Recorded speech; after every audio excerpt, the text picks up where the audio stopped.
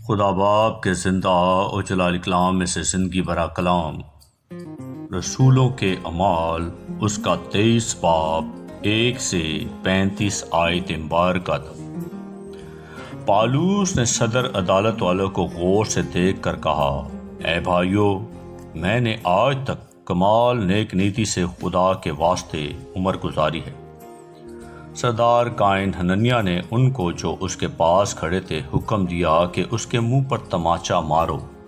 پالوس نے اس سے کہا، اے سفیدی پھری ہوئی دیوار، خدا تجھے مارے گا۔ تو شریعت کے موافق میرا انصاف کرنے کو بیٹھا ہے، اور کیا شریعت کے برخلاف مجھے مارنے کا حکم دیتا ہے؟ جو پاس کھڑے تھے انہوں نے کہا، کیا تو خدا کے سردار کاہن کو برا کہتا ہے؟ پالوس نے کہا، اے بھائیو، مجھے معلوم نہ تھا کہ یہ سردار قائن ہے، کیونکہ لکھا ہے کہ اپنی قوم کے سردار کو برا نہ کہے۔ جب پالوس سے معلوم کیا کہ بعض صدوقی اور بعض فریسی، تو عدالت میں پکار کر کہا، اے بھائیو، میں فریسی اور فریسیوں کی اولاد ہوں۔ مردوں کی امید اور قیامت کے بارے میں مجھ پر مقدمہ ہو رہا ہے۔ جب اس نے یہ کہا تو فریسیوں اور صدوقیوں میں تکرار ہوئی، اور حاضرین میں پھوٹ پڑ گئی، کیونکہ صدوقی تو کہتے ہیں کہ نہ قیامت ہوگی، نہ کوئی فرشتہ ہے، نہ روح، مگر فریسی دونوں کا اقرار کرتے ہیں۔ بس بڑے شور ہوا، اور فریسیوں کے فرقے کے پاس فقہ اٹھے اور یوں کہہ کر جھگڑنے لگے کہ ہم اس آدمی میں کچھ برا ہی نہیں پاتے، اور اگر کسی روح یا فرشتے نے اس سے کلام کیا ہو تو پھر کیا ہوا؟ اور جب بڑی تکرار ہوئی تو پلٹن کے سردار نے اس خوف سے کہ مبادا پالوس کے ٹکڑے کر دیے جائیں، فوج کو حکم دیا کہ اتر کر اسے ان میں سے زبردستی نکالو اور قلعے میں لے آؤ۔ اسی رات خداوند اس کے پاس آ کھڑا ہوا اور کہا، خاطر جمع رکھ، جیسا تو نے میرے بابت یروشلم میں گواہی دی ہے، ویسے ہی تجھے روما میں بھی گواہی دینا ہوگا۔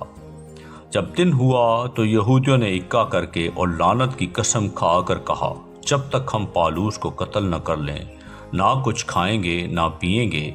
اور جنہوں نے آپس میں یہ سازش کی وہ 40 سے زیادہ تھے۔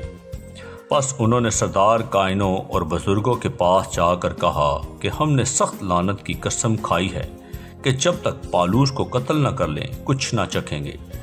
بس اب تم صدر عدالت والوں سے مل کر پلٹن کے سردار سے عرض کرو کہ اسے تمہارے پاس لائے، گویا تم اس کے معاملے کی حقیقت زیادہ دریافت کرنا چاہتے ہو، اور ہم اس کے پہنچنے سے پہلے اسے مار ڈالنے کو تیار ہیں۔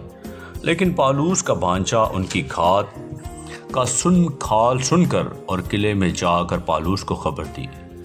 پالوس نے صوبیداروں میں سے ایک کو بلا کر کہا کہ اس جوان کو پلٹن کے سردار کے پاس لے جا، یہ اس سے کچھ کہنا چاہتا ہے۔ بس اس نے اس کو پلٹن کے سردار کے پاس لے جا کر کہا کہ پالوس قیدی نے مجھے بلا کر درخواست کی کہ اس جوان کو تیرے پاس لاؤں کہ تجھ سے کچھ کہنا چاہتا ہے۔ پلٹن کے سردار نے اس کا ہاتھ پکڑ کر اور الگ لے جا کر پوچھا کہ مجھ سے کیا کہنا چاہتا ہے؟ اس نے کہا، یہودیوں نے اکا کیا ہے کہ تجھ سے درخواست کریں کہ کل پالوس کو صدر عدالت میں لائے، گویا تو اس کے حال کی اور بھی تحقیقات کرنا چاہتا ہے، لیکن تو ان کی نہ ماننا، کیونکہ ان میں سے 40 شخص سے زائد اس کی گھات میں ہیں، جنہوں نے لعنت کی قسم کھائی ہے کہ جب تک اسے مار نہ ڈالیں نہ کھائیں گے اور نہ پئیں گے، اور اب وہ تیار ہیں، صرف تیرے وعدے کا انتظار ہے۔ پس سردار نے جوان کو یہ حکم دے کر رخصت کیا کہ کسی سے نہ کہنا کہ تو نے مجھ پر یہ ظاہر کیا، اور 2 صوبیداروں کو پاس بلا کر کہا کہ 200 سپاہی اور 70 سوار اور 200 نیزے بردار پہر رات کے کیسریا کو جانے کو تیار رکھنا، اور حکم دیا کہ پالوس کی سواری کے لیے جانوروں کو بھی حاضر کریں تاکہ اسے فلکس حاکم کے پاس صحیح سلامت پہنچا دیں۔ اور اس مضمون کا خط لکھا، کلودیس لوسٹیا کا فلکس بہادر حاکم کو سلام۔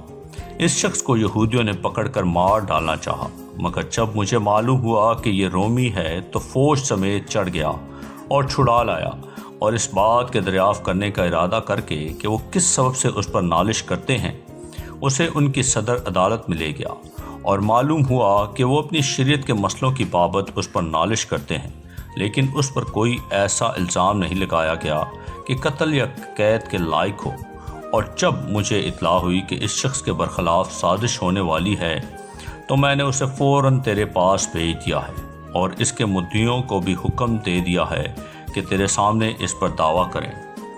پس سپاہیوں نے حکم کے موافق پالوس کو لے کر راتوں رات پنترس میں پہنچا دیا اور دوسرے دن سواروں کو اس کے ساتھ جانے کے لیے چھوڑ کر آپ قلعے کو پھرے۔